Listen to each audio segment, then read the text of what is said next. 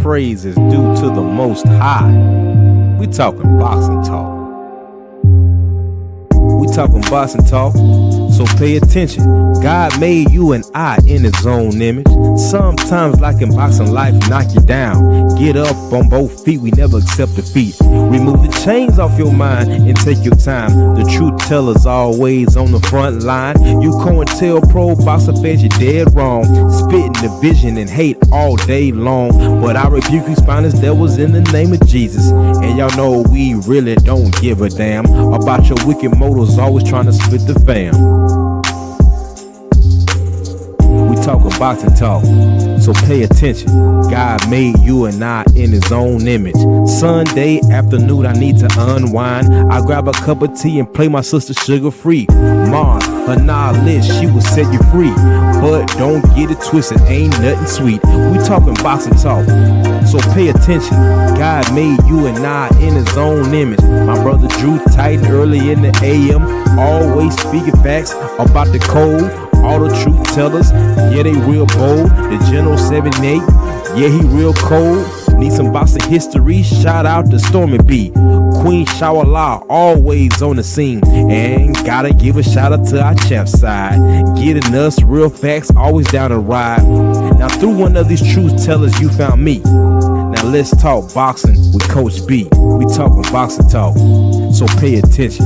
God made you and I in his own image.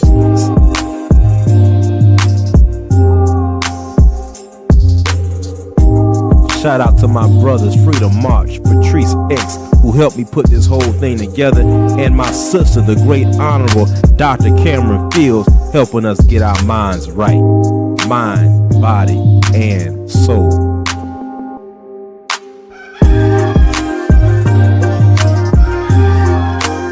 Okay. Wake up, wake up, wake up.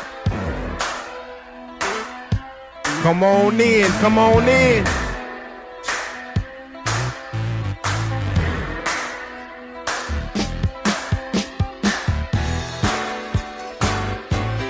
Wake up, family, wake up, family. Come on in, like, subscribe, and share.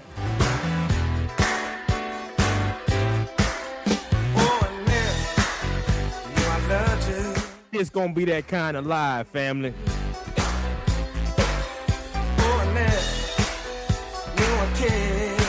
Tell you we're gone. I was young and foolish. I didn't know what I was doing. I didn't know I lost it too. Habitual Line stepping part 2. You I love you a year ago. So I gotta get up early in the morning, find me love. So I gotta get up early in the morning, find me love. So I gotta get up early. Peace to the family, peace to my comrades, and it's always smoke to the COINTELPRO boxing fans.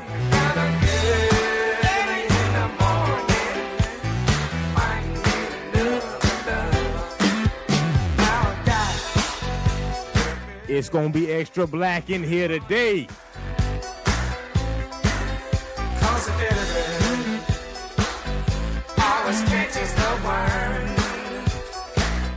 Come on in, family. Get on in here. Get your seats. People are late to formation. Gotta make a further lesson I learned. Gotta find me a lover that won't run from cover. Wake up, wake up, wake up. Everything won't run from cover. Gotta get up early in the morning to find me love. So I gotta get up early. Peace to the family. Come on in. Like, subscribe, and share. So I gotta get up early in the morning, find me love. So I gotta get up early in the morning, find me love. I was young and foolish, I didn't know what I was doing, I didn't know what I was till you were gone. Let's cook, let's cook, let's cook. Peace to the family. Peace to my comrades. And it is always smoke. To the Quarantine Pro Boxing fan. Get these switches right this morning. Let's get these switches right this morning. Shout out to the family. We had a great live yesterday. Shout out to all the brothers that called in and gave us something to think about today. Habitual Line Stepping Part 2. Got to give a huge shout out to everyone who sent a donation yesterday. Got to give a shout out to my brother Trill Will. Got to give a shout out to my brother Enoch Bird, and have to give a shout out to the beautiful Dr. Cameron Field. Shout out to all those who sent in a huge support donation to the channel. You know me, I don't need no introduction in this. Ride business round the city on buttons in this. Arm hanging, wrist blinging, just stunting in this. Drop the top, block is high, stay bumping in this. All right, it looks like the family is a little late, but we're going to go ahead and start cooking. When you come in, know I love you, but it's time for me to start. All right, family? Peace to everyone that does come in. Just know I'm going to acknowledge you when I see you, but I have to start cooking, family. Yesterday, we had my brother Coach Eddie call in. We had Mr. Moss call in. Black Martial Arts Society. We had King Judah call in, right? And I got to thinking, family. I thought about each point of view every brother had. And someone hit me up and said, Coach, you have to sometimes go a little deeper into the context of the things we're speaking about, because a lot of people don't really know a lot of the history past Floyd Mayweather in the sport of boxing. A lot of people. So we have to set the foundation. What foundation is that, Coach? What foundation are you speaking of when it comes to habitual line stepping, when it comes to propaganda? So there was something that Coach Eddie said yesterday that I want to set the foundation on top of these shoulders. Let me share this with the family. And we're going to take our time, family, because it's Friday and it's about to be the weekend. So Coach Eddie said something that stuck with me before he got off the live. He said, how can we let people disrespect us and we still feel the need to teach all of our secrets? We feel the need to allow everyone into the house, the proverbial house, the cookout, right? Which you all have heard me say before, all cookout passes should be banned for a little while. Can I get an amen? Until we get our things together as a family, these cookout passes should be banned, because we keep allowing people into the house, disrespecting the house, disrespecting the culture. We allow them to get 5 to 10 to-go plates, leave. And when they get out in front of the world, we allow them to disrespect us again. In this picture, you have the legendary Bruce Lee training with his teacher, the legendary Ip Man. Now, in some of the Ip Man movies, they haven't really told the complete truth. I believe in the third installment or the fourth, there is a conversation between martial art leaders and Ip Man, who are mad at Ip Man because Bruce Lee is over here teaching their secrets. Well, that's a nice Hollywood version of who Ip Man was. The truth is, Ip Man himself had a problem with Bruce Lee for teaching the Western world their practices. Put on your thinking caps, family. I always give this a assessment before we start. This risk assessment is to the family. We are going to cook. I want everyone to keep your hands in the ride as we go. Please put your seatbelts on and keep them fastened. Hold on, family. I see some people in the chat already. I apologize. First of all, we have the sensei in the building first. I say we have the sensei in the building first. Salute, and we hope you had a great birthday to the sensei.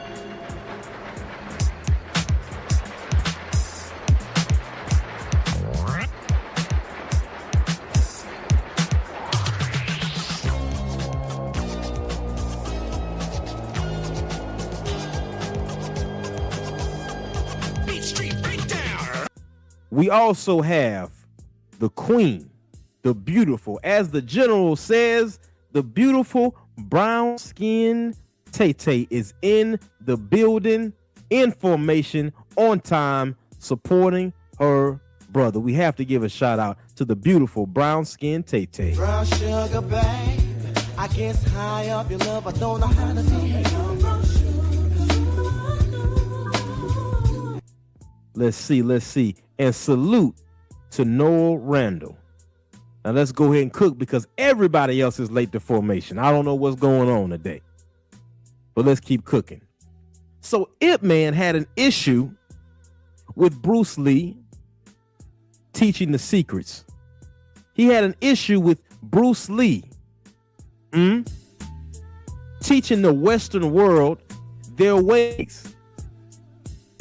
This stuck with me what Coach Eddie was saying. Coach Eddie said, hey man, put those pads down for a second because everybody's looking good on the pads and we are losing our ways. Who remembers that famous scene in Rocky when Apollo Creed told Rocky, I'm going to help you. Come to our gym. Let me show you how to move your feet. Is that right? Because you're like quicksand. You have your feet like they have bricks on the bottom of your ankles. Let me show you how to move. Let me show you the Black American style of fighting. Some are terrified to even admit that they have a culture. Some are terrified to even admit there is a Black American style of boxing. But family, you're going to get the truth over here. You're going to get it uncut and unfiltered. I see you in the building, family. If you come in, know that I love you. Everyone that is late to formation, know that I love you. So imagine the Cuban boxing school. Matter of fact, imagine the next episode of Rocky coming out disrespecting Apollo Creed, disrespecting the gym that taught him how to move his feet a little better. That's exactly what is happening to us.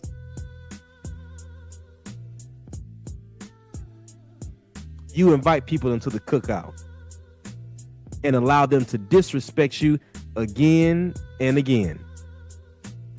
The general is live. Got you. Salute to the general. Imagine the Cuban boxing school. Imagine the Cuban boxing school teaching their secrets to the whole world. They have every right to gatekeep their secrets. My brother Black Jericho and I, we have this conversation a lot about gatekeeping certain things in your culture. The Gracie family from Brazil, they have schools all over the world, correct? But their family does not teach all of their secrets. This is a fact. So we allow the disrespect to happen. Salute, Kid Kudo, D1, salute. We allow this disrespect to happen again and again. And we still teach. Remember this point, because we're going to come back to it towards the end. Let's keep going and building on what was said yesterday by the brothers on the panel and give context on what they were speaking of. What is the purpose of propaganda? Now, family, if you miss these points, you're going to miss the whole lesson. So please pay attention. The purpose of propaganda is to systematically spread biased or misleading information to influence public opinion and behavior, often for political goals, to gain support, demonize opponents, or justify actions by appealing to emotions, creating fear, or using repetition. I want you to remember that part right there. That's the most important part, family, for today. The purpose of propaganda: justify actions by appealing to emotions, creating fear, or using repetition. What does this mean, family? What are they telling you in the very definition of what propaganda is? They're telling you that propaganda can be used to literally take your life. Because if enough propaganda is used and people have an emotion towards you because of this propaganda, there are people who are willing to take your life. And history backs up what I say. My brother Drew Titan would say, Coach, qualify what you say and prove it. Well, let's get into it. Now, family, I told you this is going to be a heavy live, just like yesterday. So if you don't like the truth, if you don't like real historical facts, this is your invitation to exit now. Let's keep going. Family, this film, Birth of a Nation, is a highly controversial 1915 silent epic film directed by D.W. Griffith. Known for both its technical innovation in filmmaking and its explicit racism, the film was based on Thomas Dixon Jr.'s 1905 novel, The Klansman, a historical romance of the Ku Klux Klan. Now, family, for those of you that don't know, this film birthed Hollywood. For those of you that don't know, after this film was the highest rise in the Klan. After this film, there were more hangings, rise in hangings, than ever before in the history of this nation, besides the troops being removed from the South. This is a fact, and this was propaganda. Inside this film, family, fear was pushed into the American people, aimed at white Americans.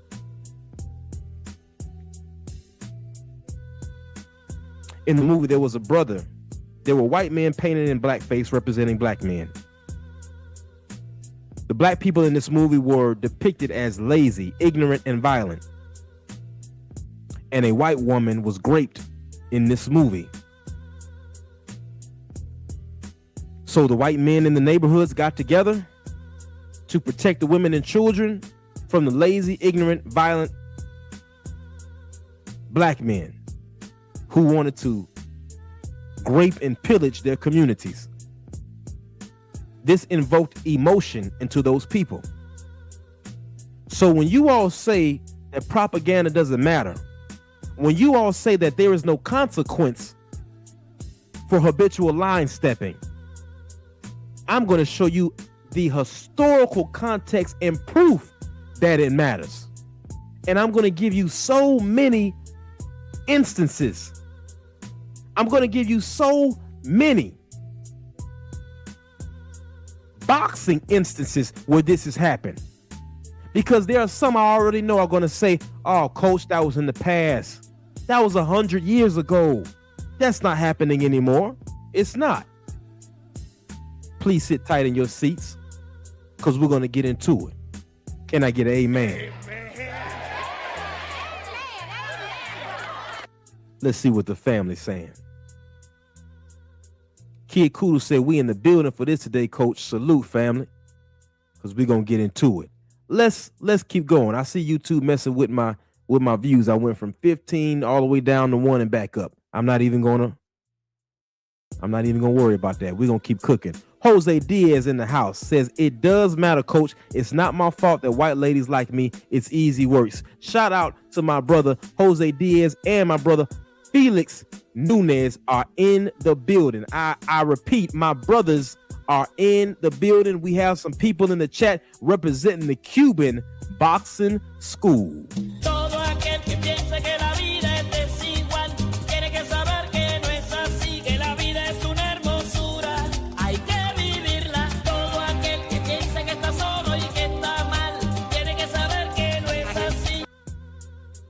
Let's keep going.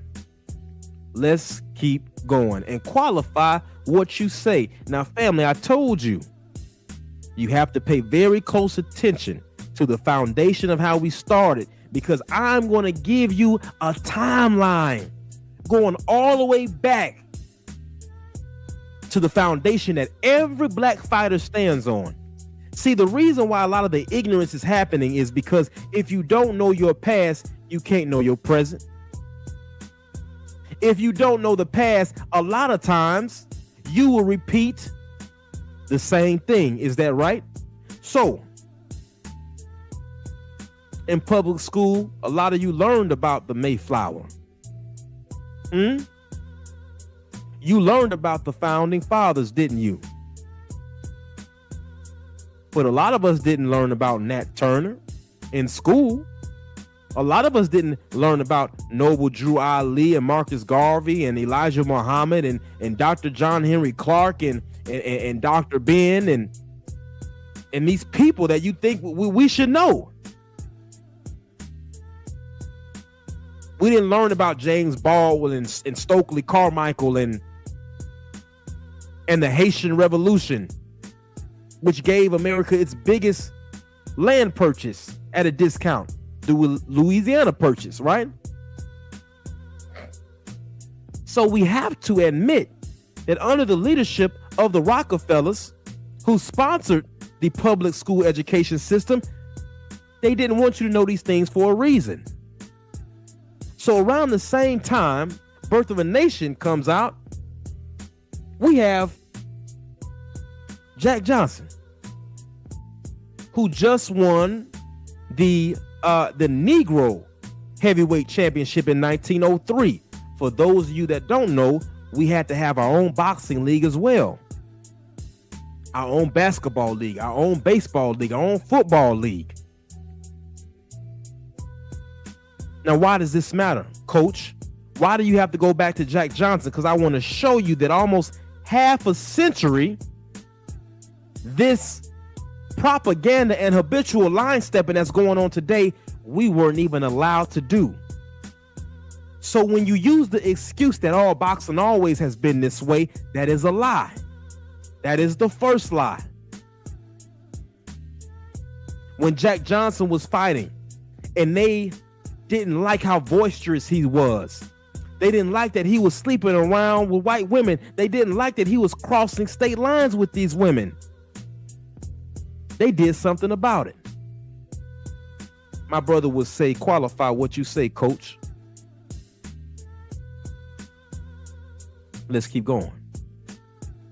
So I want you to pause right there for a second. My brother Jose Diaz says, when you have a chance, everybody, Google Joshua Gibson, baseball player from the Negro Leagues, the best catcher of all time, and I stand on that. Noah says, it was better that way to a degree because the black dollar circulated within the black community. Enoch Bird said, down to one view. Family, don't even worry about that. Don't even worry about that. I know that those numbers aren't correct, and I'm not even going to worry about those numbers, but we're going to keep cooking. See, there are people that don't want this truth to go out, and they know if I'm looking at the numbers and I'm looking at this and that, I'm going to get off track. That small time stuff won't work on me today. We're going to make it so plain that no one can use the excuse that they don't understand what's going on or what's happening. So family, don't even bother with the views. Don't even worry about it.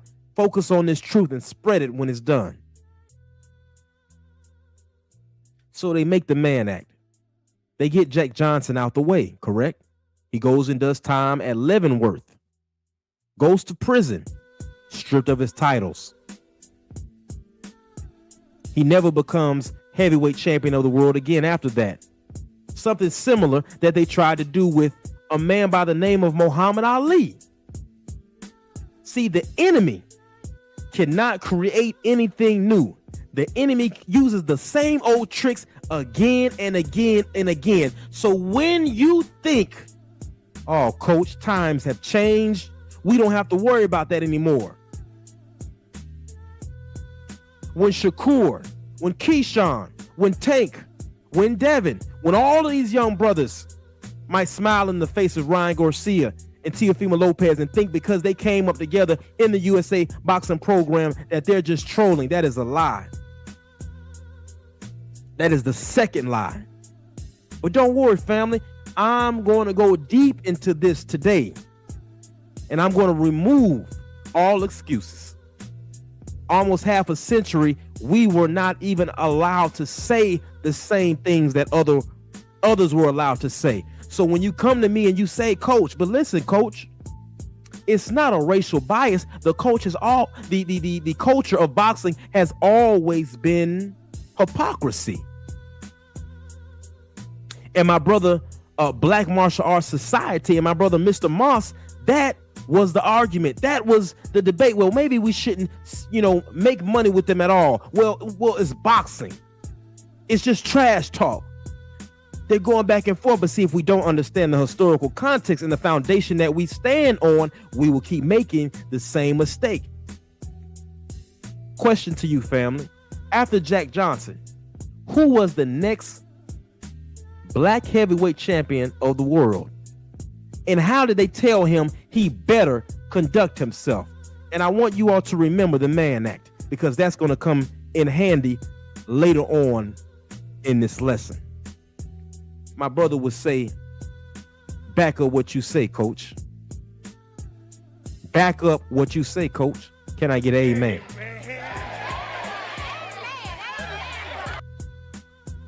Next slide. I wanna talk about this. Joe Louis. Yeah, I need Joe Louis, not that one. We're not there yet. We'll talk about Chuck in a second. So let me make sure that the family can see this, and let's read this together. The idea that Joe Louis needed to be humble was a condition imposed by white society and his management during his career in the mid-20th century. Unlike his predecessor, the flamboyant Jack Johnson, Louis was instructed to adopt a humble public persona to gain acceptance as a black athlete in a racially segregated America. Let me read that again. Louis was instructed to adopt a humble public persona to gain acceptance as a black athlete in a racially segregated America. So imagine, people are still being hung all over America, and they're telling this black heavyweight champion that you better be humble. They don't tell you why Jack Johnson was so flamboyant, because he was trying to prove that I'm a man like you at a time you all were telling us we were subhuman. We were less than. See, we must give context to our youth, or they'll go around thinking that, oh man, that was a long time ago. Right? And those of you that want to say, oh, this stuff isn't connected, or this stuff is separated. Family, do you know that there are pictures with Joe Louis and Jack Johnson together? Then there are pictures with Muhammad Ali and Joe Louis together. Then there are pictures with Muhammad Ali, Sugar Ray Leonard together. Then you have pictures with Sugar Ray Leonard and Mike Tyson together. Do we not have videos of Mike Tyson and Deontay Wilder in the same place? This isn't 300 years ago. This is 3, 4, 5 generations. But coach, that was a long time ago. things have changed.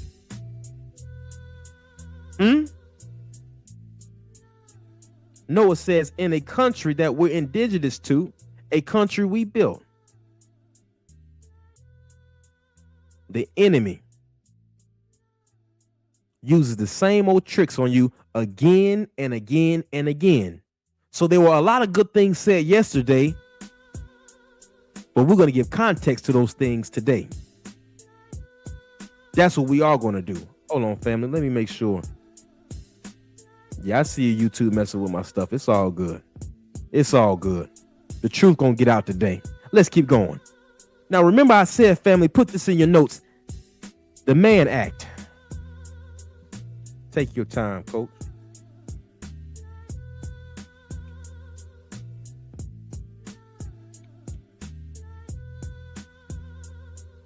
The Mann Act.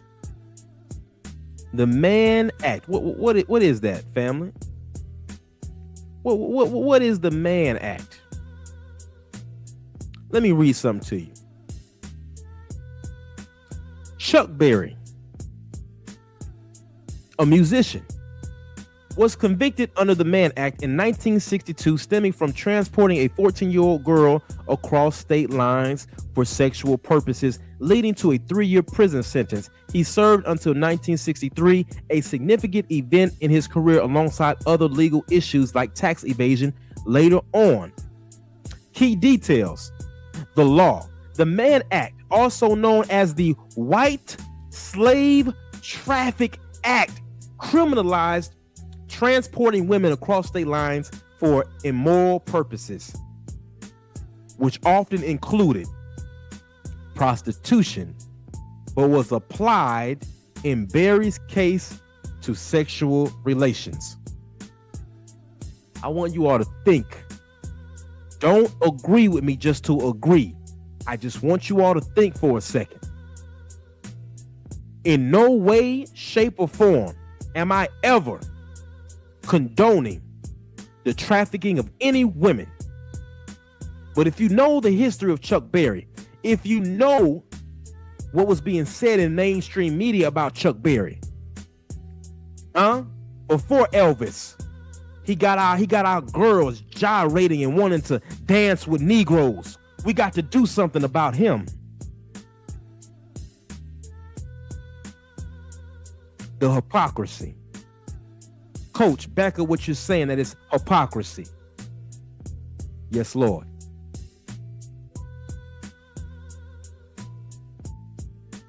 Jerry Lee Lewis got into trouble for marrying his 13-year-old cousin, Myra Gale Brown, which derailed his career in 1958, later for numerous incidents, including arrests for gun charges like waving a pistol at Graceland, drunk driving, and drug-related offenses, alongside IRS battles and personal troubles stemming from substance abuse. Guess what, family? He didn't do prison time for it. He was not charged with the Mann Act. They called it a scandal and public backlash. 1957. Literally a few years after Chuck Berry went to prison, not for trying to marry an underage. He was really, if you study the story, this young girl, after a show, got in the car with Chuck Berry, and it was a few of them, and one of the girls was 14, and Chuck Berry went to prison for 3 years for that. So I wonder why Jerry Lee Lewis was not charged with the Mann Act. Now, there are people that are going to try to deconstruct this and try to change the history. Well, he did eventually get in trouble for this and da. We're not doing that today. We're not doing that today. Because you all have been trafficking white girls all over this nation for a long time. It wasn't until Jack Johnson started doing it. Now we have a Mann Act. Y'all didn't give a damn about those women. Your own mothers and sisters, you didn't want to vote. You didn't want to have say about anything, but now you care about them. I know you're not going to like this, family. I know YouTube not going to do right. That's all right. Let's keep going. Because some of you think that things have changed so much. You think that you can do what everybody else does. What's the coach's name for Michigan? I know y'all not gonna like this. I know, family. If you gotta go, I understand. If you have to go, trust me, I understand. Shannon Sharp, Michigan State football coach. They told him, hey, get out of here. Get out of here. You can't do what these other coaches do. They get these divorces for cheating on their wives with the students at the college. You can't do that. Get out of here. We didn't want to pay you $6 million a year anymore anyway. Come on, coach. It's not like that. Let's just stick to boxing. I got you, family. That's what I'm gonna do. We're just gonna stick to boxing. I want you all to follow along here. Who remembers Alan Mentor? Let me tell you what Alan Mentor said to Marvin Hagler. In the pre-fight words, Mentor allegedly said, look how mainstream media tells the history. He said it, but they say he allegedly said, I am not letting any black man take the title from me. Mentor said it was taken out of context and claimed he actually said, I am not letting that black man take the title from me. Now, remember how we started this live. I showed you from Jack Johnson really all the way up to Ali. If you spoke like this, people died. Do you understand? So don't come to me telling me, oh, coach, it's always been like this. That's the third lie. That's the third lie you're telling. Let me calm down. This is exactly what Mentor said. And when Marvin Hagler went over to the UK to fight Mentor, let's see what happened. When marvellous Marvin Hagler fought British-born fighter Alan Minter at the Wembley Stadium in 1980, the best of boxing was on display. This is certainly one of the most savage world championships we've seen here in this country for a long time. The pair would go toe-to-toe, both fighters amped up from the pre-fight build-up, fueled by an American versus English patriotism. The middleweight bout would turn into a brawl, an advantage to the stronger Hagler, who exercised his superior strength, power, and counter-punching skills. For the highlight reel, Minter had his mouthpiece sent across the ring. Minter severely cut from sharp uppercuts and hooks. Blood began to gush from the champ's face onto the canvas. As a result, Hagler would take a TKO victory and regain his belt. Most notably, the victory being marred by the English fans in attendance. Driven by drunkenness, hatred, and racism, projectiles were launched at Hagler, who had to flee the arena. When marvelous... Now, family, let me show you how things are weaponized. Let me show you how history is changed. Do you all know that they have erased the footage of that riot from the internet? Let me repeat this. They have erased the footage of the white racist UK fans rioting. But I want to show you something. I want to show you how they always keep a track of what you do. I want to show you why you can't do what they do. I want to show you why it ain't just hypocrisy of the sport. It's also racial bias in the sport, which is why you should have a code, which is why you should have some form of unity to stand up as men. My brother would say, back up what you say, coach. All right, let's keep going. Who remembers this? Now, some of you young folks that's going to watch this, you don't remember this, so let me give context. There was a fight between Riddick Bowe and Gulata. And I want you to watch what happened after Gulata kept hitting Bowe with low blows. low blows.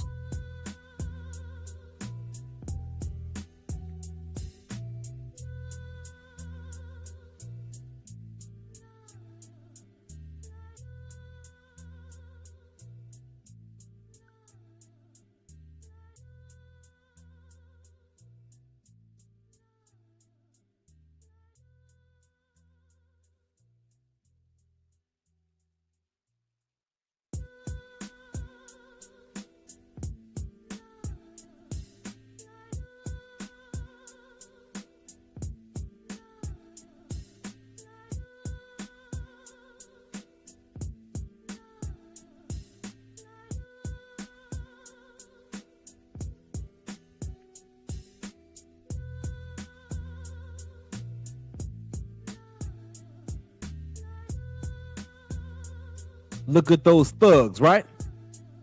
Look at them trying to attack Galata. Look at them trying to hurt Galata. The whole night, these mainstream media reporters and journalists turned it into the people are trying to hurt Galata.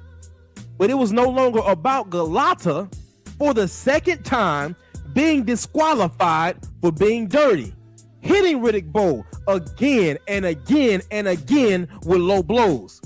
But you notice, family, you can watch this whole riot all over YouTube. Different videos of the whole riot. But they erased the riot when Marvin Hagler was in the UK. They tried to kill Marvin Hagler. For those you youngins that don't know, that love the story of the Four Kings, go look at what Hagler had to go through to become one of those kings. Because boxing elites didn't want a man like Hagler to be where he became. So those of you who say, oh, coach, it's all good. No, it's not all good. Because in 20 years, they're going to erase Ryan Garcia's racist rant. In 20 years, they're going to erase what T.O. has said. Now, it's going to get harder with technology. But when you even look up certain things in Google and you see the historical fallacy in certain stories, you better wake the hell up. Let's keep going. My brothers would say, back up what you're saying, coach. All right. Let's keep going.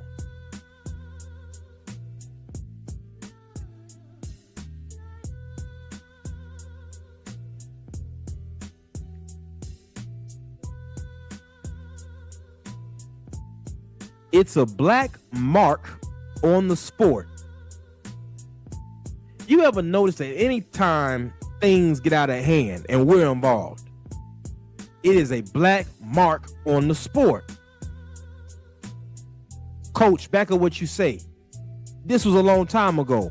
What did they say when they thought Clarissa Shields popped hot?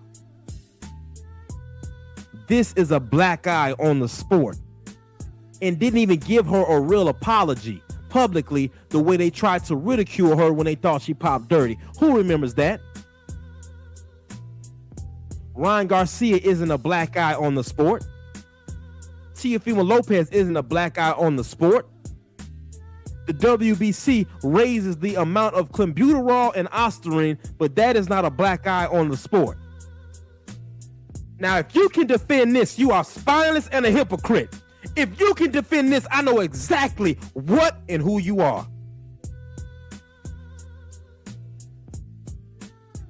The truth is the truth and should be that, regardless of who and what you are. Let's see what Larry Merchant says.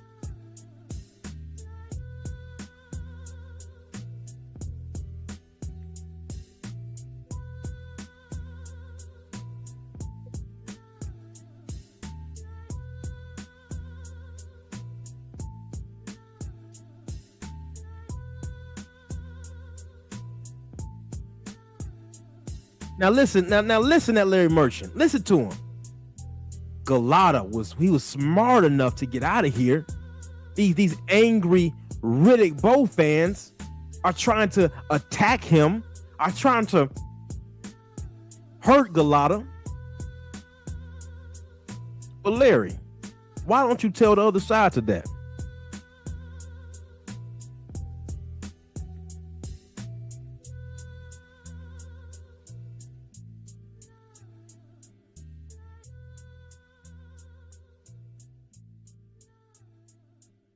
Now listen how disgusting that is. Now for you young ones, some of y'all don't know nothing about this, but I want you to do some homework because you're not going to be a casual as long as you coming over here. You need to know the things that have gone on in this sport. Let me be clear. Galata hit Riddick Bowe again and again with low blows. Larry Merchant here is saying, you all should be, listen to this snake. You all should be lucky. And any of you who have any integrity, I want you to imagine that you are getting hit with low blows all through the night. The fighter gets disqualified, and then a man who should be for the sport and for the integrity of the sport says, you all should be lucky because he was getting the best of Riddick Bowe, and I don't think he was hitting him low on purpose. Riddick Bowe is just a taller fighter. You mean to tell me he's the first tall heavyweight he's fought? Keep going, Larry, because Larry always would put his racist foot in his mouth.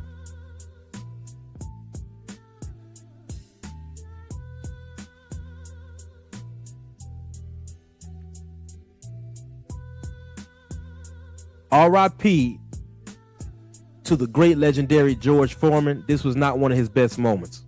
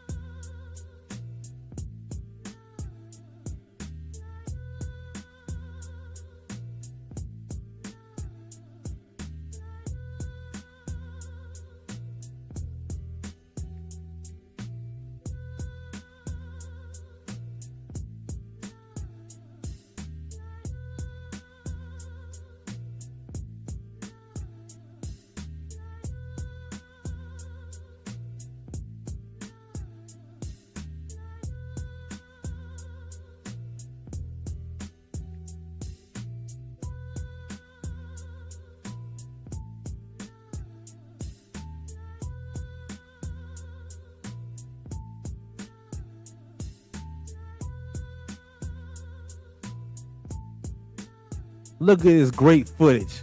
Look at this great footage of the whole riot.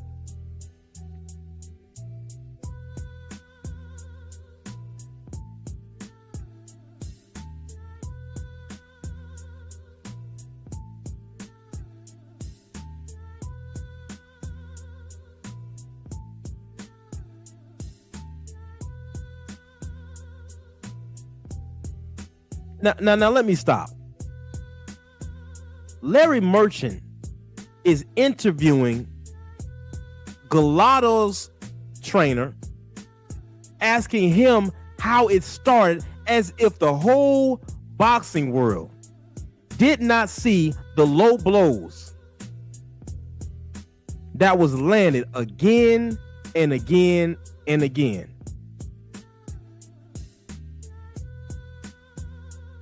My brother, Mr. Cell Block 60, Mr. Tap Out Salute, says, I got my notebook.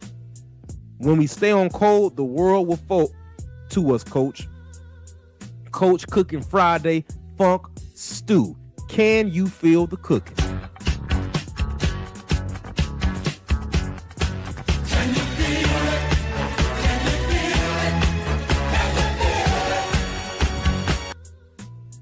Now, for everyone that's been watching, you have to see the difference.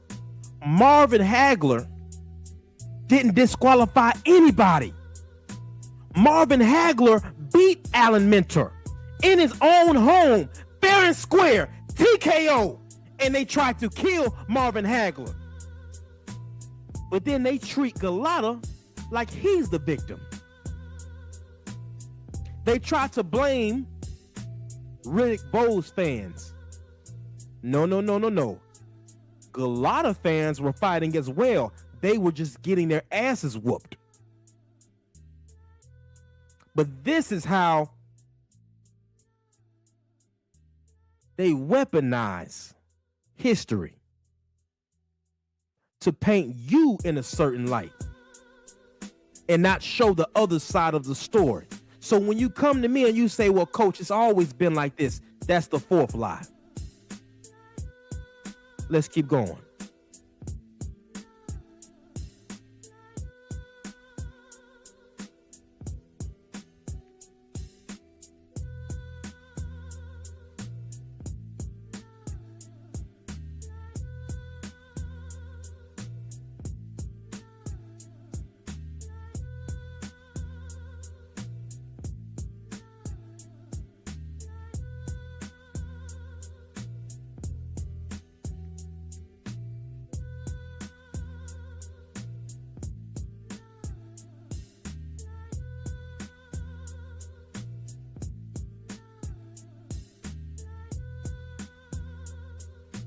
Now, this is to give context to what some were saying yesterday about this incident that Mike Tyson had with one of the media members.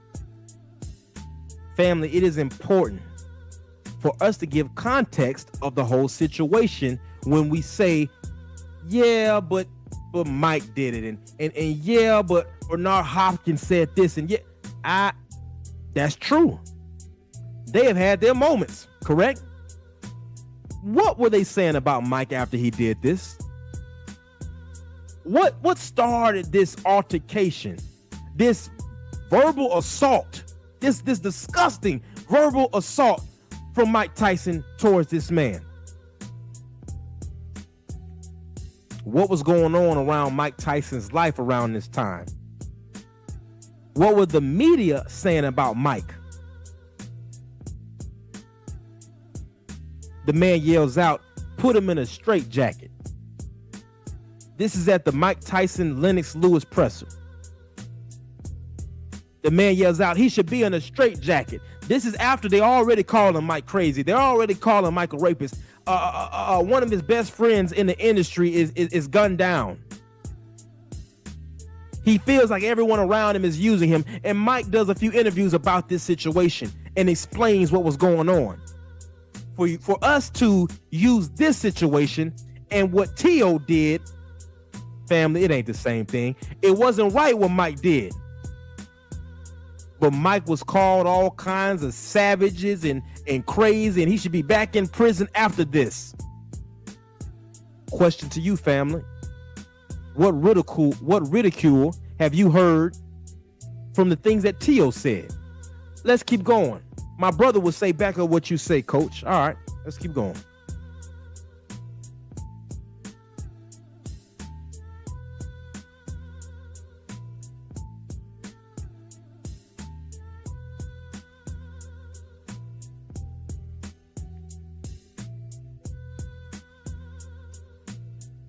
Now pay attention. For those of you who have been in the sport for a little while, what happened after Devin said this? Somebody talk to me. What happened after Devin said this? Now, those of you that don't like me bringing up these receipts, those of you that don't like this truth that's being told,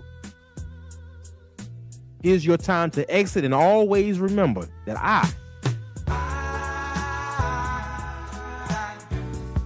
whatever the fuck I want. Whatever the fuck I want. Whatever the fuck I want. Oh.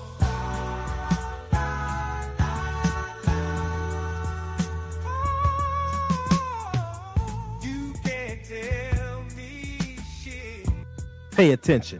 After Devin the Dream Haney said this statement, they tried to block him out, correct? They tried to ostracize him, correct? Like my sister Sugar Free Mars would say, this is nefarious work. See, it ain't the same. So when you say to me, coach, boxing has always been like this, that is a damn lie. For half a century, we couldn't talk the same way everybody else talks. When Muhammad Ali was called Cassius Clay, the Louisville Lip, what did they say? He needs to be humble. They say he needs to be humbled. The same thing they told Joe Louis. What you need to understand and stop acting like it doesn't exist. I heard of brothers tell some young brothers this. This is why it matters who is around our children and who is mentoring our children. One of the most dangerous things you can tell a young brother is, if you just mind your business, you're going to be all right. If you just focus on where you need to go to school, get back home, danger is not going to be around. What went on 40, 50 years ago doesn't happen today. That's one of the most dangerous things we can teach our children. Mexicans don't teach their children that. The Chinese don't teach their children that. The Arabs that come into our communities and make their money, they don't teach their children that, family. This weak, spineless teaching. But you're going to get it straight over here. I'm not going to tell you that, young brother, young sister. What I'm going to tell you is you got to stay alert and stay alive. Nobody's going to give you nothing. And I like it like that. Because through the furnace of affliction, you will come out with great substance. That's how you made. That's the blood you come from. We can take something and make it out of nothing. We can take flour and peaches that's growing out in the back and a bag of sugar and make peach cobbler. We can take the tail of a cow, put some seasoning on it, and make some of the most delicious oxtails the world has ever seen. We can take our pain and make the blues. Make the best gospel music you ever heard in your life that touches the depth of your soul. That's what you come from. That's what you're made of. That's what I would tell you. Can I get an amen? I told you it was going to be that kind of live. But when you start trying to water our youth down and you start trying to tell them that, oh man, as long as you just mind your business, you're going to be all right. That's the fifth lie. I told you it was going to be that kind of Friday. Let's keep going. And I'm going to drop the link just in case any of my brothers want to come cook. Just in case. Never tell them that.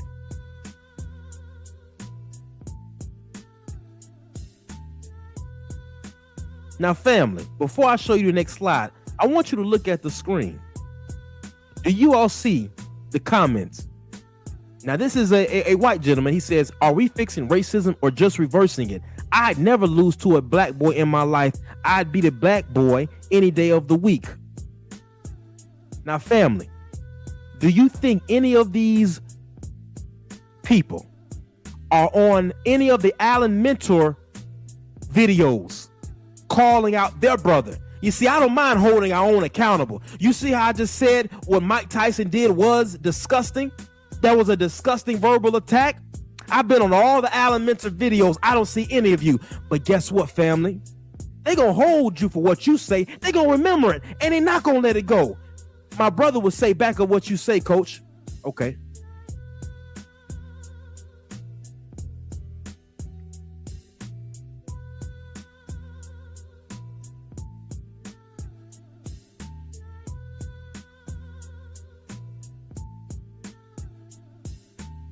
Bernard Hopkins. Somebody else brought this up yesterday. Bernard Hopkins. I'll never let a white boy beat me. Ain't that what he said? Now I want to show you that they keep track. They keep track of when you talk like this. And they want you to be taught a lesson. They want you to be humble in front of the world when you do this. Man says, yeah, just imagine me as a white guy saying that about a black dude. Hypocrisy. The thing about it is, family, some of them don't know in the sport of boxing, it's happened for almost 70 years. You all just don't condemn them the same way. Look at this Delgado. One of our confused brown brothers says not only did he lose to a white boy, but he was hit so hard, fell between ropes and outside the square circle. That is true, but guess what, Delgado? Go look at what they were saying about Salvador Sanchez when he was boxing with an afro. See, when you don't know, you keep making the same mistake. You think they got a seat at the table for you. Let's keep going.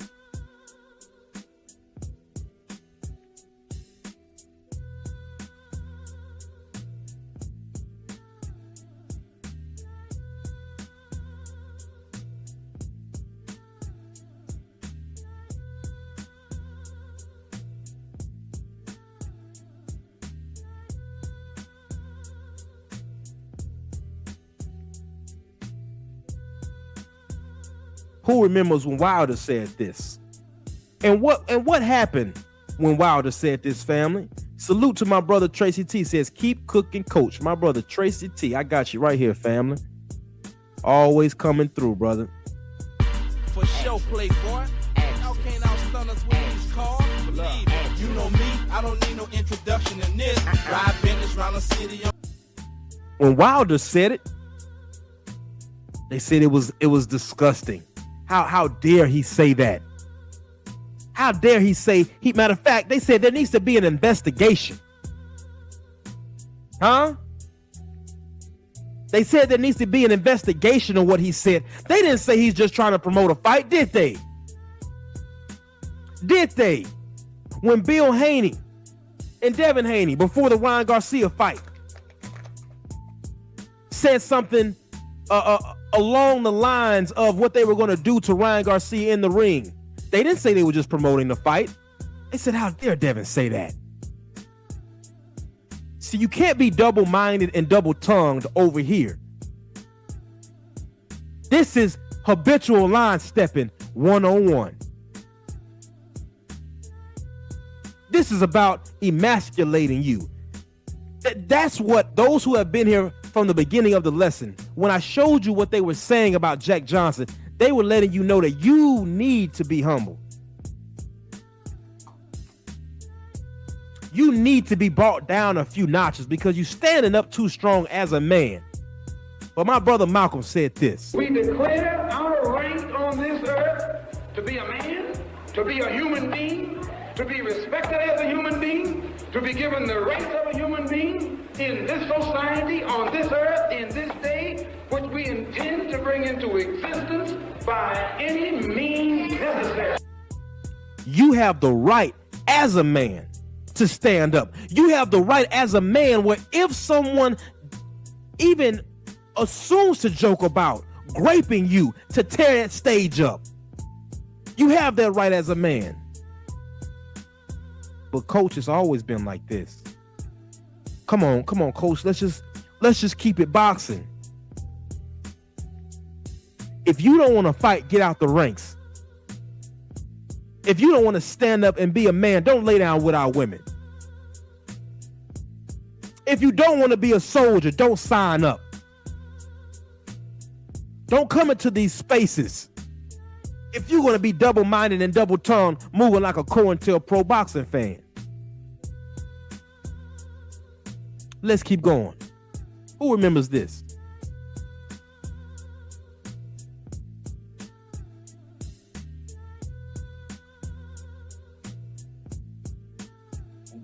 When Conor McGregor, let me let it finish. When Conor McGregor said, "Dance for me, boy. Dance for me." Within a 48-hour response, he was apologizing because he said he didn't know the American racial context behind that, saying he didn't mean it that way. Now, whether he knew or not, Somebody, probably Dana White, said this ain't a good look for the brand of the UFC. So go ahead and make that apology, because you might mess up the money by the way you moving and talking. Because Floyd can really just call this off at any point. So this is where the rubber meets the road. This is where Mr. Moss had a point and Black Martial Arts Society had a point. Remember when Black Martial Arts Society said, I would cancel the fight? Because the problem is, as long as people can disrespect us like this and still make $1, they're going to keep doing it. Mr. Moss said, well, this is fighting. This is boxing, and it's a fight. Right here, Floyd had the leveraging power where he had to come with a little bit of respect. The problem is, in a lot of these cases, our fighters don't have the leveraging power. They don't have the power to call the fight off and go make some money somewhere else, because we are divided. Do you all not realize how much talent that you have?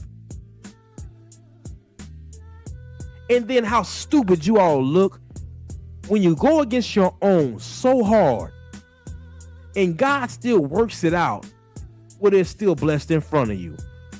None of you thought last year that Wilder would be getting a shot at Usyk. None of you. But I keep telling you, you're going to eat your crow every time you're on the wrong side. Let's keep going. Qualify what you say, coach.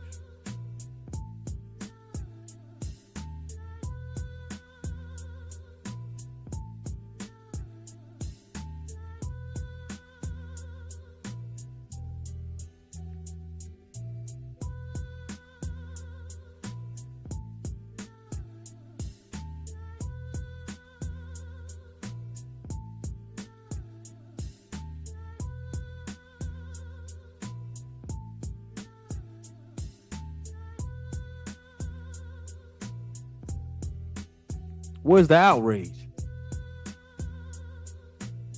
Family, where is the outrage for Tio?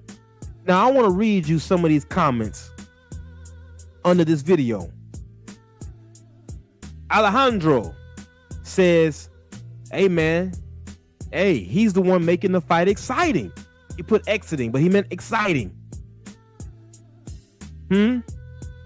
J Bucks, then his pops egging it on. Now this is a brother, family.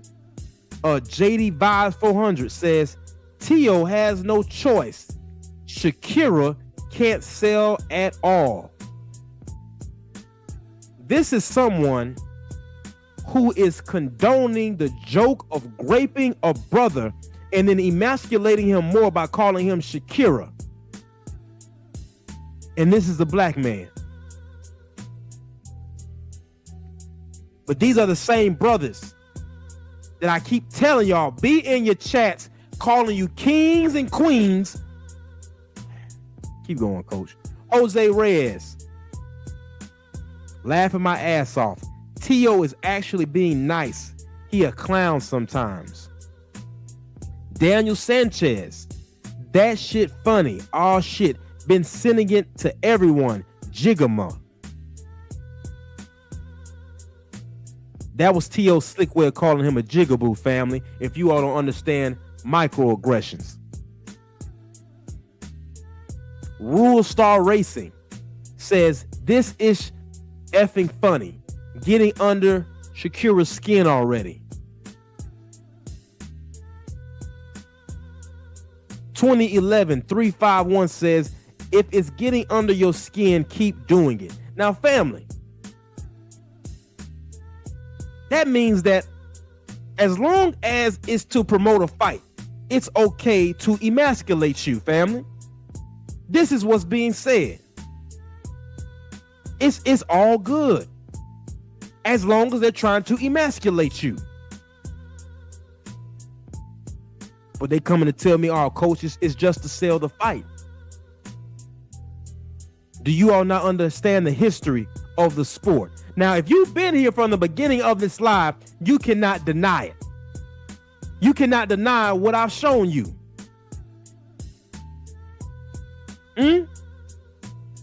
Now, why is this so disgusting, Coach? What are you telling him to do, Coach? Are you telling him to crash out? Nope. That ain't what Coach is saying. I see you, family. Let me read some of the comments, because I see the family talking to me.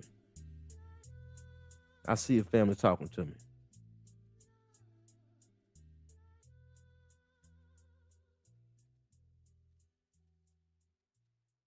Jose Diaz says, going back into the gym, Coach, everybody take care. Salute, family.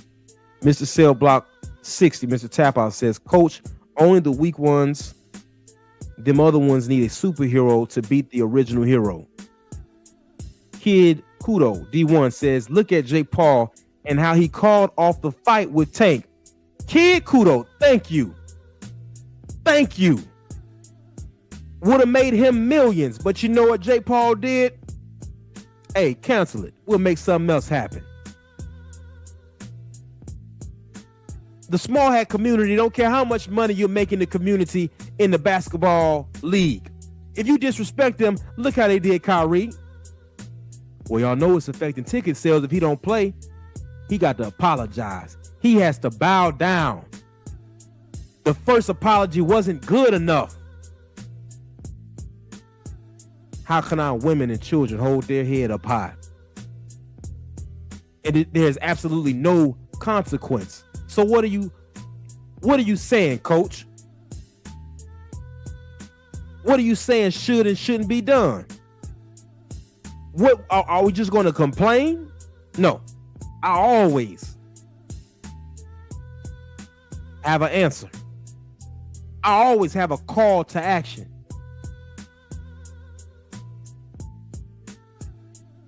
I want you all to look at this. Take a hard look, put it down in your notes.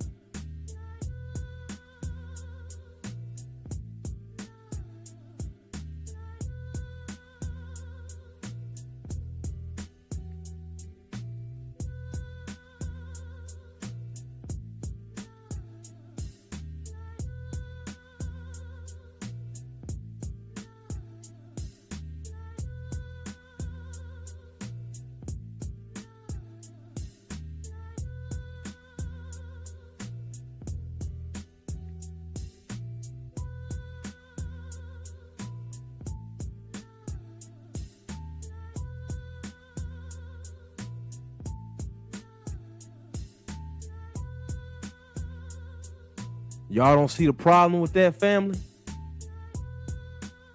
You all don't get what's going on. So he can sit up there with our legends. He can sit up there with Tim Witherspoon and Mitch Green, getting pointers.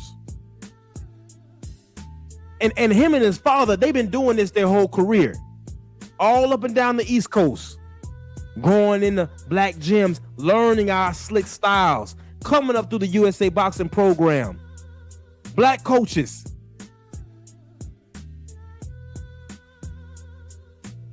And then you are calling some of our brothers monkeys? You on the heavy back saying where the ninjas at?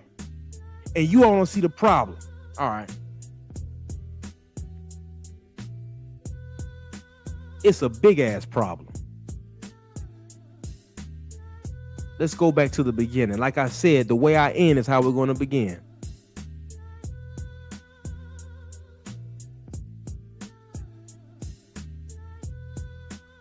Whether you like it or not,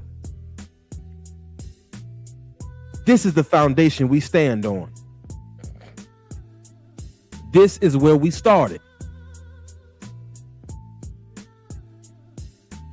Nobody called in, so I'm going to land my plane here. I'm going to tell you this.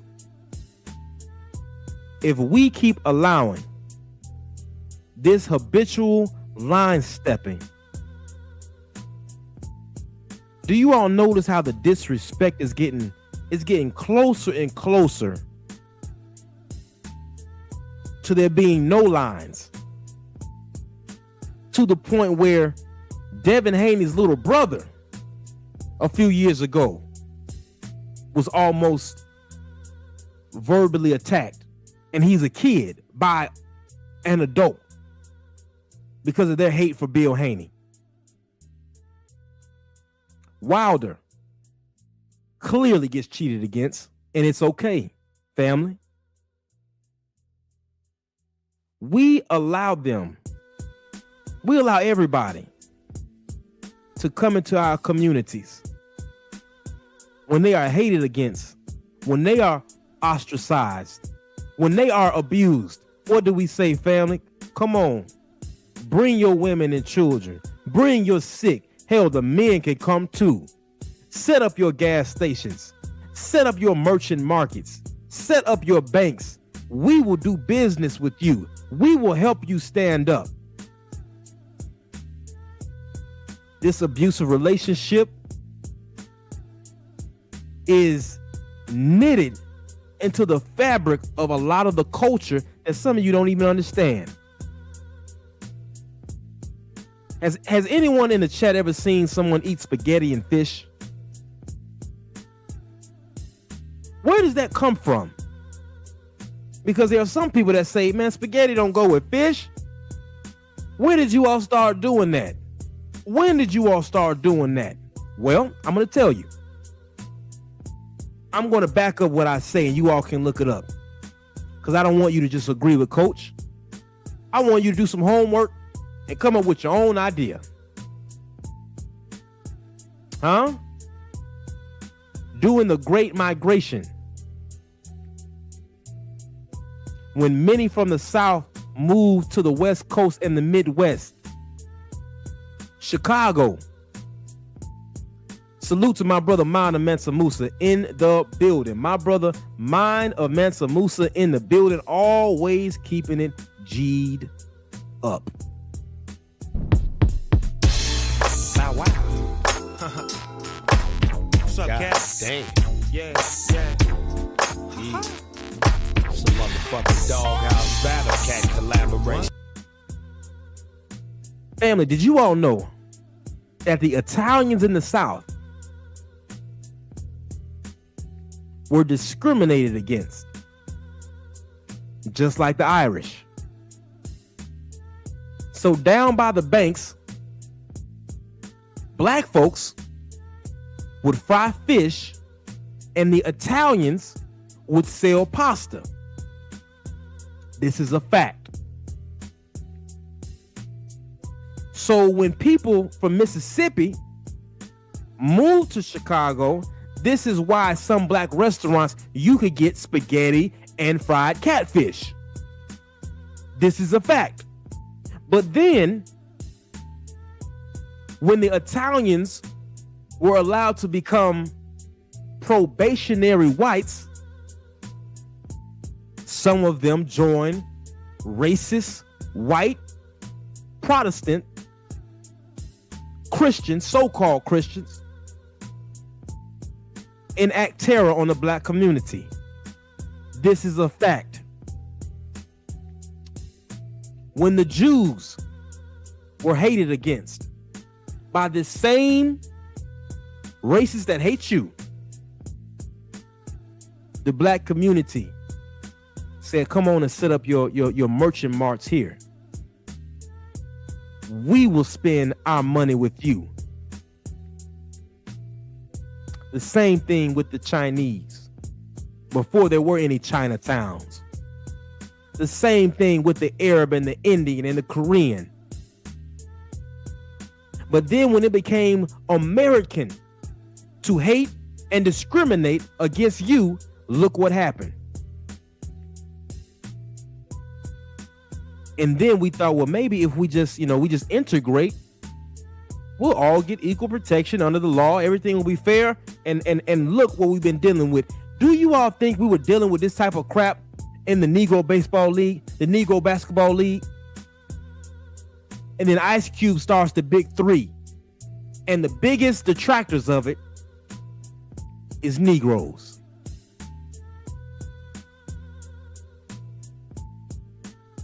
You should feel some kind of way about that, family. What is your resolution, Coach? Coach Eddie said it yesterday. If we are going to be disrespected like this, and there is a clear bias, we can't keep teaching our secrets. If you keep diluting your culture, and what I mean by diluting is, you take your knowledge and whatever sickness you have in your mind, you feel the need, I need to go train other people this craft. In the middle of a war, I need to go preserve this craft. In the middle of a war, I feel the need. Look, I have to paint this picture so clear for you, family. I want you all to think about this. Imagine you're in the middle of a battle and there are tribes all over fighting each other. And you become a master teacher. Well, someone else is also a master teacher of the craft. And this particular teacher says, hey, I think I'm going to go over to this tribe, even though we're in the middle of a battle, and help them perfect their own craft. Teach them some of our things. Do you know what they will call you? They will call you treason. They will call you a treason to the tribe, and you will not be allowed to come back amongst the tribe. You will be excommunicado. What they told John Wick when he broke the rules. That's right, Kid Kudo. Turncoat. That's what they would call you. When John Wick kept breaking the rules, they said, John, you are now excommunicado. You have broken the rules. So are some of you trying to tell me that there should be no rules with us? Are you trying to tell me that we should not preserve any of our culture? Look, I mean, just take a look at this again, family. I mean, really just take a look at this. You have Teofimo Lopez, who's been getting his game from us. No. Go back. Come on. Sitting there with Tim Witherspoon and Mitch Green.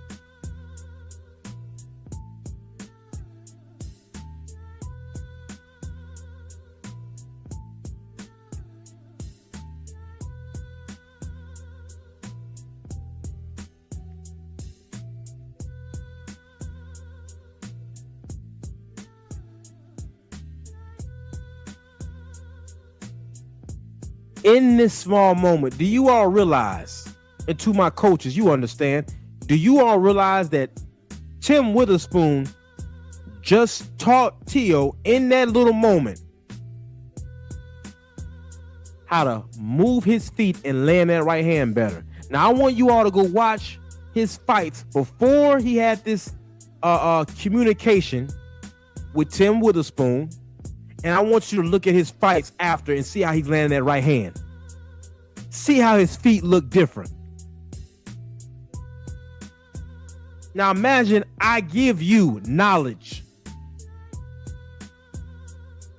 Nobody in boxing moves their feet better than Cubans and Black American fighters. This is a fact.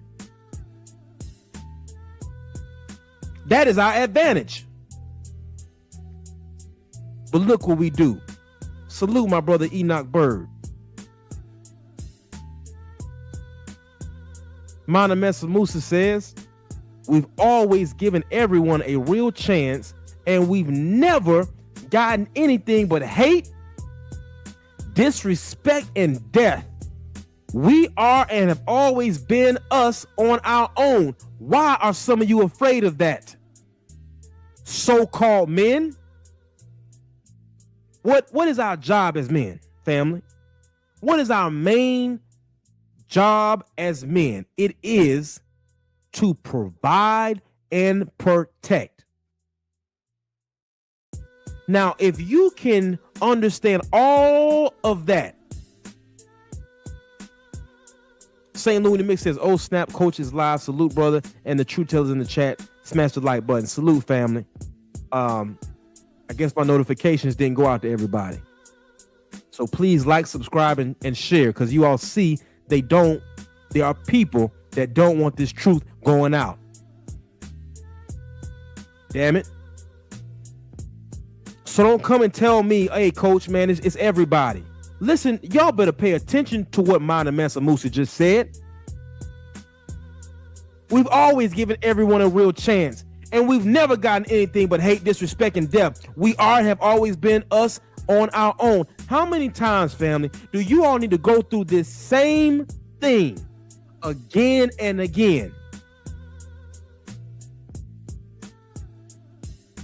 Every war that we done fought in, we think, hey, man, if we share some blood with these people, they got to respect us now. The link is in the chat if anybody wants to call in. They have to respect us now. And then they show you, man, I still don't like you. I still don't want you to have no rights. I still feel you're subhuman. We get disrespected, and then everybody acts like they're with us at Mardi Gras. They're with us at these R&B festivals. What Paul Mooney said, everybody wants to be a ninja, but they don't want to be a ninja when it's time to be a ninja. No weapon formed against us will prosper. That is a fact.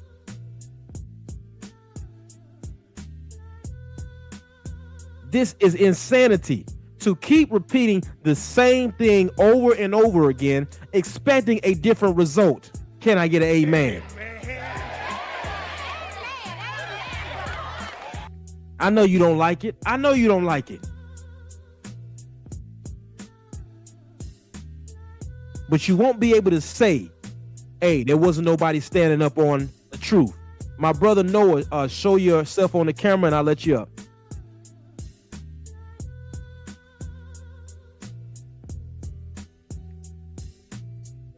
Just show yourself on the camera, brother, and I'll let you up on stage.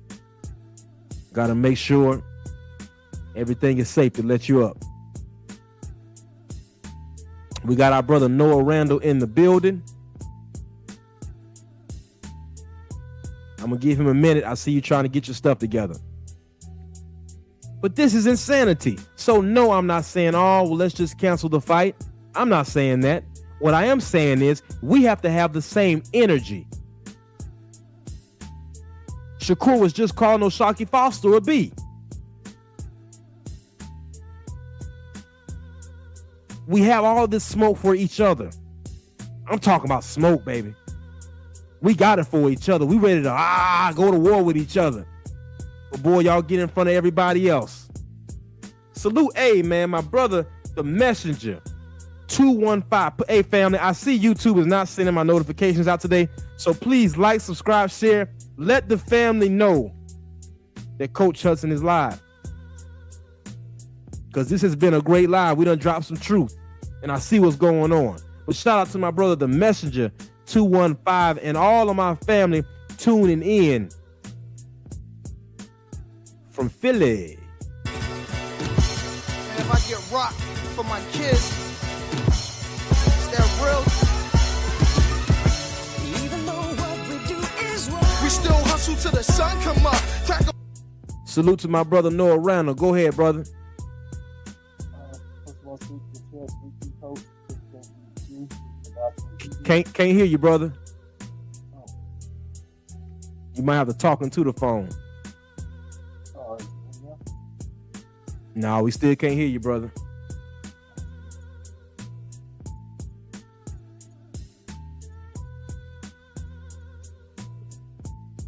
You hear me now? Yeah, brother. There you go. All right. Anyway, salute to the chat. Salute to you, Coach. Appreciate everything that you do. Salute, family. So speaking about Teofimo, I feel that he should be banned from boxing. He doesn't represent the sport well. He represents the toilet of the sport, and and Shakur Stevenson looks foolish using his superior skill in the same ring as him, and it doesn't feel like a fight that I would ever want to actually pay my hard-earned money for because of Teofimo Lopez and his father. I feel that all the veterans and those who have gone on and Hall of Famers who have retired shouldn't give him the time of day. He should be, like you said, excommunicado for sure.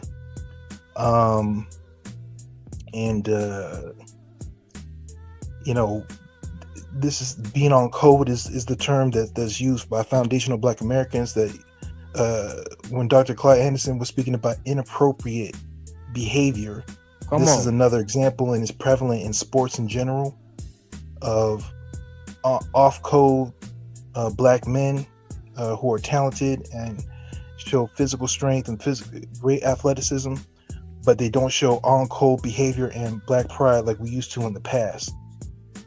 So, yeah. So what do you think the repercussions should be when we're dealing with a habitual line stepper? Well, let's be real. In the streets, he should get the business. You know what I'm saying? He should be dealt with. But really, he should be in another realm. He should be financially depleted. We should find a way to throw civil suits and so forth like that to financially deplete him. Now, I know for fighters, for pugilists, that doesn't seem like, I guess you would say, like a alpha male thing to do, to bring somebody into the courtroom and then tap his pockets. But the reality of the matter is, when he's disrespecting, same thing for Ryan Garcia as well. Same thing for Ryan Garcia and Teofimo Lopez, when they're insulting a whole race. It's disrespectful. Salute to my brother. Go ahead, brother. And that's the thing, man. Like, as you know, in the streets he should be dealt with, but financially he needs to feel he needs to feel that loss. He needs to feel that loss. That's a fact. Shout out to my brother Drew Titan in the building.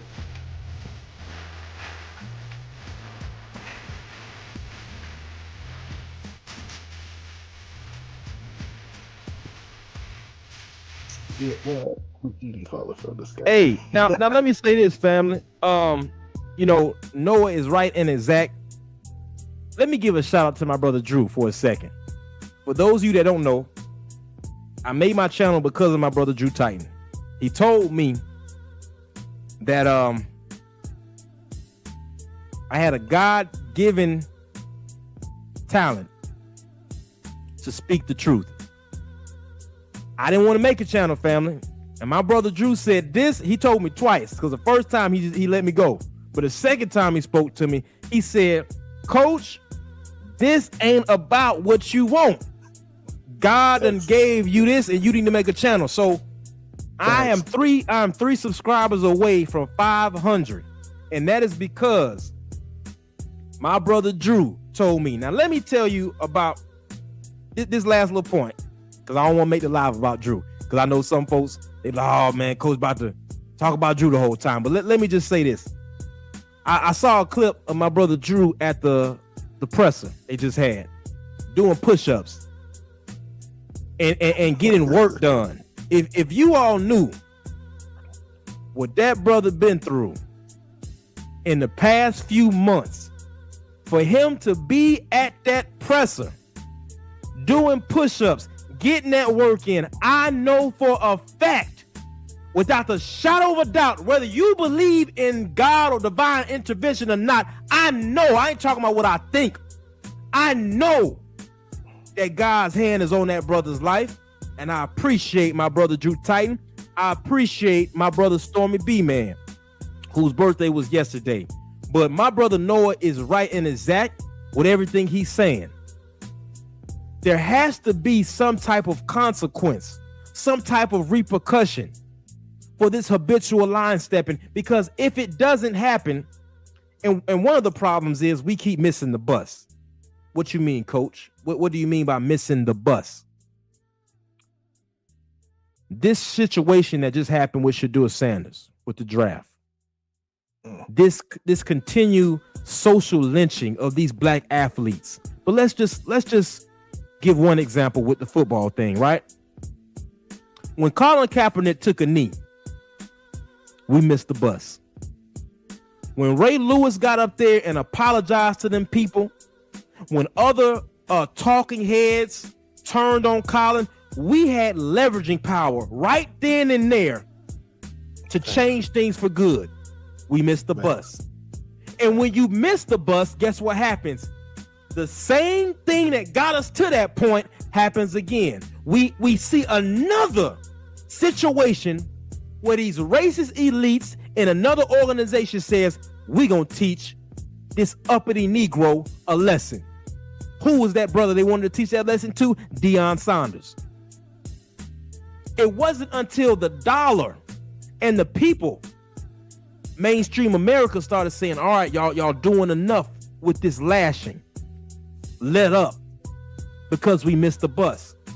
NBA, you missed the bus. Instead of you all sticking to what you all were doing, and the NBA got scared, and now you know the NBA got scared when they got to send LeBron and Jordan to talk to everybody. You all had power. You had leverage right then. You missed the bus. That part. Boxing. Let me tell y'all something. I don't care what your differences was. You all have missed the bus so many times. When Floyd left, every top black American fighter, you had the opportunity to take the sport over. And they're blocking Dev. Oh man.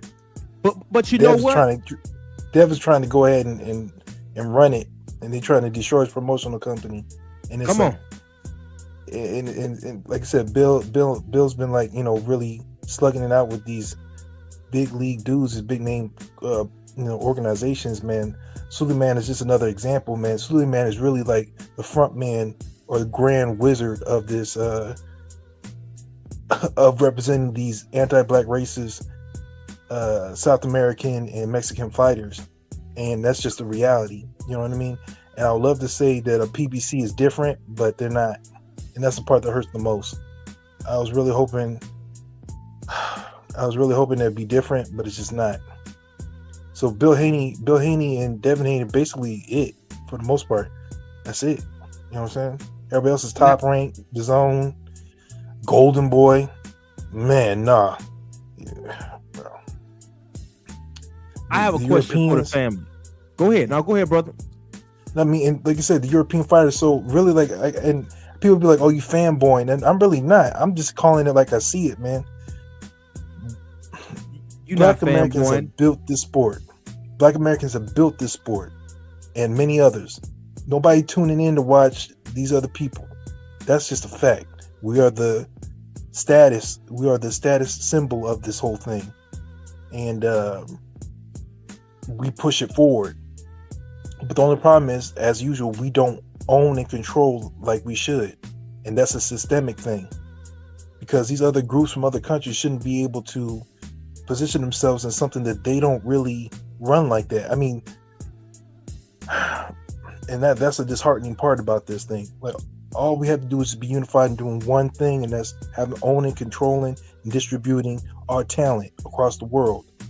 And we're just not doing that to its full extent. Not only are we not doing that, I was listening to, I think, Floyd Schofield's father calling out Abdullah Mason's team and called out Jay Prince by name. And I'm starting to notice this pattern. Now that it's safe for brothers to call Jay Prince out by name, it's happening, right? It's happening a lot. But my question is, when you all are calling out these promotions, how come y'all don't call them out by name? How come you don't directly say, Bob Arum, I know you got that money. Eddie Hearn, I know you got that money. Oscar De La Hoya, fishnet wearing undercover racist. I know you got it. He's not undercover.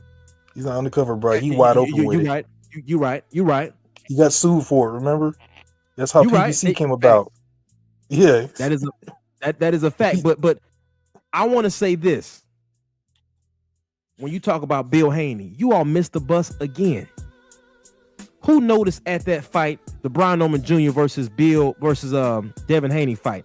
When Bill was up there on the stage, he said, man, I'm glad to see all these brothers up here making money. He said, I see Jay Prince sitting over there. I see the Mason family. I see Brian Norman Sr. up here. Man, I feel good seeing these brothers make it happen without the involvement of certain people. Brian Norman Jr. and Devin Haney showed we don't need nobody else. Errol Spence and Bud Crawford showed we don't need nobody else. But listen how old Suleiman talks to Bud. It says, without us, where would you be? Listen to how Oscar De La Hoya says, remember where you came from. Have y'all lost y'all MF in mind? Suleiman, your WBC belt wouldn't be nothing if it was not for the black heavyweights of old. Let's be clear. Yeah, facts. Because wasn't nobody coming to watch y'all at the time. That's just historical fact. That's not hate. Oscar De La Hoya, guess what, fam? If it wasn't for Jack Johnson, Mexicans wouldn't be able to fight whites. Matter of fact, if it wasn't for black people in general in America, you all would not be able to fight whites. You know why? You would have your own league. You would have to have your own league competing with their league and the black boxing league. Facts. So the millions that you're making today, don't you forget where you come from, brother. Noah, go ahead and give us your closing thoughts. We're going to get on up out of here. I know people got stuff to do. Well, first of all, salute to the chat, and once again, salute to you, Coach. Salute to the LDBC. You guys really do hold it down. Salute to Blue Blood Boxing TV. Salute to everyone out there that's going to be telling the truth about Black American fighters and the fact that we are the sport and that we built this sport as well as we built this country. We're indigenous to this country. That's just the fact of the matter. And more importantly, we know we can take it to the next level, and everyone keeps trying to put a ceiling on our talent, trying to cap it, and that's just not going to work no more. And we all need to get together. Those black men that are like-minded, get together, put the money together, and do business. There's something wrong with starting small, and having that dollar circulate within the black community. There's nothing wrong with that. And if we can do it digitally, physically, all the above, is even better. So to y'all, appreciate you for having me on. Thank you so much. And Fact, shout out, man. Keep working, man. Fact, shout out to my brother Noah. I appreciate you coming through. Let me say this, fam. I know everyone's wondering, man. Coach been going live every day. I had to get more consistent because everyone's always asking me, man, Coach, when you going live? When you go live? So I was trying to do early morning, but that time people just not up yet. It's unfortunate. I'm gonna have to do it around this time because I am gonna be missing, part of my brother Drew's live, like the end part, and I know I'm gonna miss probably like the first part and sometimes the whole part of my brother the General 78. But I will still support those brothers. I gotta support the family, but Coach got to get into these YouTube streets. Family, I got to give a shout out to everyone who has liked, subscribed, and share. Salute to my brother Noah. I know you got to head out. Yes, sir. Family, we are at 500 subscribers. I repeat, we are at 500 subscribers, family. We did it today. I didn't think it was going to happen today, but God is good. Shout out to my brother Drew Titan. Man, we got the and listen, Monday morning we're gonna be right back at it. To my sisters, my bad girl club, baddie watching sisters that like to drag Clarissa Shields. I gotta play something to summon them real quick. Hold on, family, so they can feel the frequency. It's only certain things they respond to. Hold on, fam. Let me summon them real quick. Hold on. Let me summon them. I gotta find something that they can hear. It's kind of like a bat signal when you play it for them, and I know they'll come. Let's see. Hold on. While I look for that, let me let my brother Enoch Bird say his final words. My brother Enoch Bird, go ahead, brother. Salute. So basically, one, with regards to Lopez at the press conference, and even society at large, right? There has to be, jokes are not harmless. They may seem so in the short term, but everything always leads to something else, right? So, for example, the KKK started as joking. The idea, dressing up as ghosts, but then it transformed into a terrorism. This and the term Jim Crow, like the Jim Crow laws, that was from a minstrel show character, right? When they would mock us as, with the blackface and the clothes and all that. Also, so jokes, there has to be a zero tolerance policy for jokes about us in any capacity, whether offline or online, because the mockery in warfare, right? Propaganda of the opponent is often used in terms of is often presented as comedy, right? Just look at all the World War II posters, for example, and even past that. But so when we're mocked, right? Other groups, when they're mocked, they respect it as they need to. They know that it's warfare. They understand that it's warfare, and they rally get together against that, right? So we have to keep in mind, as the number one victims of hate crime, by the way, you have to keep in mind that jokes are a gateway. Just like there's gateway drugs, there's forms of racism that are gateways to other extreme forms of racism. So that's one. And two, the last point is rest in power to Viola Fletcher, who was a young girl during the Tulsa Race Massacre, not riot, massacre. They used riot because of the legal implications, but massacre. They used riot so they don't have to pay reparations. But anyway, I'm mentioning her because when we try to build something of our own, right, they end up trying to co-opt it, and if they can't co-opt it, they destroy it, right? So you have to keep in mind that anything we do as a collective, we have to have forms of defense, right? Forms of discernment, of allowing who we can trust among ourselves to contribute, and also, checking even their backgrounds, right? But also having a means of defense, whether you want to call it militia or warriors, right? Defense in all forms, in all kinds, right? So, and that starts with us having each other's back, just having the next brothers and sisters back in any field of endeavor, including boxing, right? So, but also just in general at large. So those are the 2 points I wanted to make. And also practice buying black. So, because the reparations is coming. That is coming. we're not giving up on that. And anything we set our mind to over time, we eventually get.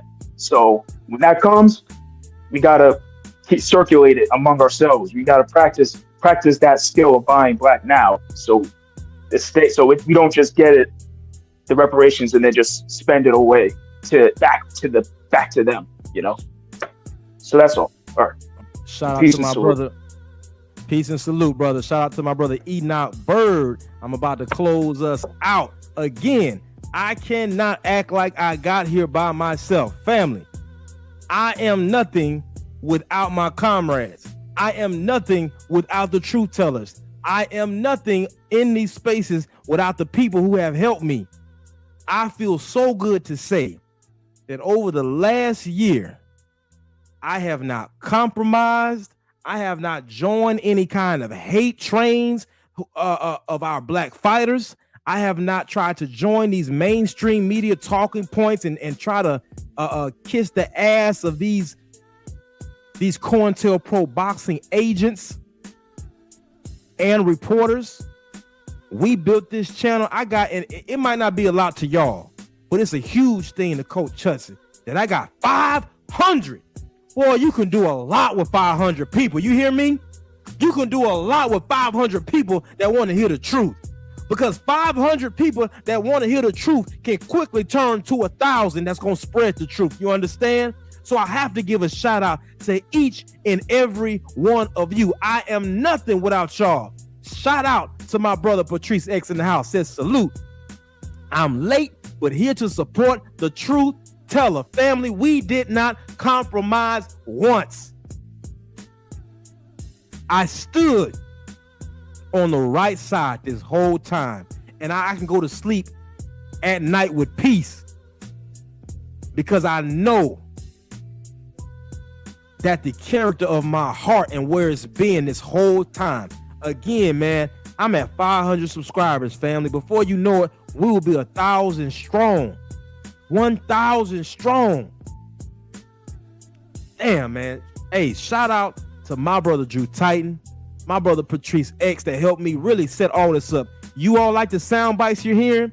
You like the quality? You like the all the streaming stuff? My brother Patrice X right here in the chat helped me. My brother Enoch Bird been spreading the word.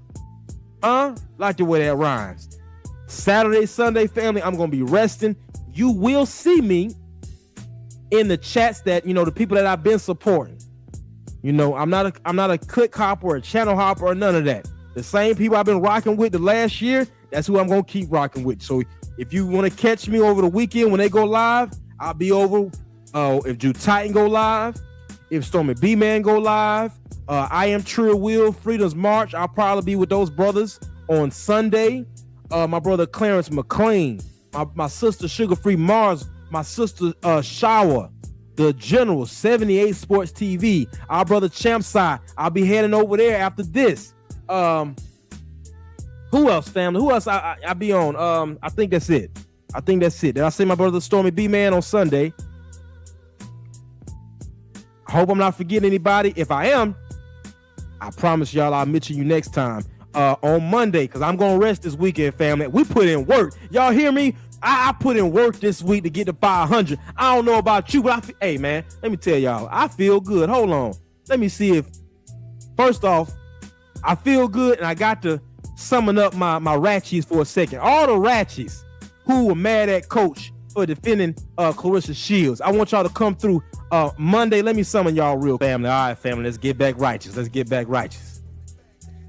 So I'm going to see you ladies on Monday, because after you all talk so much trash about why don't Clarissa fight Freyshawn Cruz, and why don't she, I know I messed that woman's name up.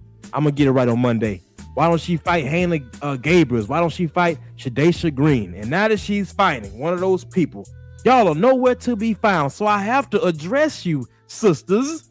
I have to address you on Monday, because Clarissa Shields has been standing up for us the whole time, holding it down for the integrity of not just the sport, but our people in general. And I appreciate that, sister. And I'm going to recognize the next challenge that she's about to have. And we need to, support our sister a little more because she supports us, playing to lift every voice, all of that good stuff. All right. So y'all know how we always end this. Let me make sure I don't have any more cash apps that I didn't read. All right. Looks like we good. Shout out, since we leaving on a good note, I got to give a shout out to these people. My brother Enoch Bird, my brother True Will, the queen, the beautiful, intellectual queen, Sugar Free Mars, my brother Stephen L., my brother Eric Jordan, and my brother Will Sinclair, who sent Cash App, Super Chats, or donations throughout the week. Shout out to you, family. For show, playboy. How can't outstun us with these cars? Believe me, you know me, I don't need no introduction in this. Ride business round the city on buttons in this. Arm hanging, wrist blinging, just stunting in this. Drop. All right, I'm gonna let my brother Jamie close us out. This is important. We always have to leaving this message to the COINTELPRO boxing fan, the race fan, and the casuals who are ruining the sports. Brother Jamie, please come on up to the front and leave us with some wise words for them. You just want to say, fuck you. Oh, fuck you, fuck you. Fuck you, fuck you. Fuck, fuck, fuck, fuck, fuck, fuck, fuck, fuck, fuck, fuck, fuck, fuck, fuck, fuck,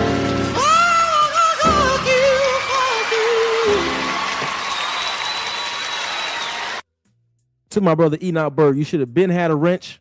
I gotta figure out how to do it through StreamYard, but I definitely got you, brother. Peace to the family, peace to my comrades, and it's always smoke to the COINTELPRO boxing. All praise is due to the Most High. We talking boxing talk. We talking boxing talk, so pay attention. God made you and I in his own image.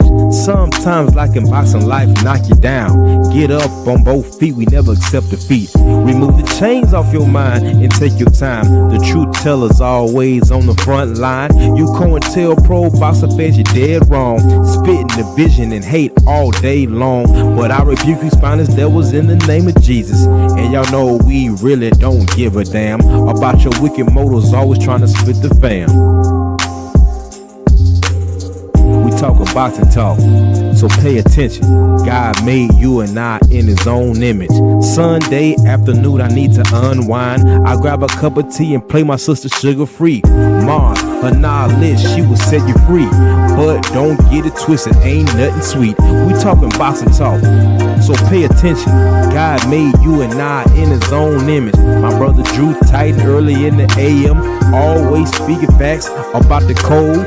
All the truth tellers, yeah, they real bold. The General 7-8, yeah, he real cold. Need some boxing history, shout out to Stormy B. Queen Shawala, always on the scene. And gotta give a shout out to our champ side.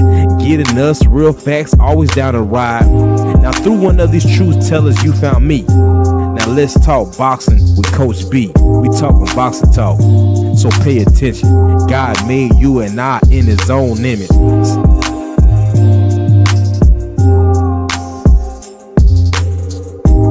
Shout out to my brothers, Freedom March, Patrice X, who helped me put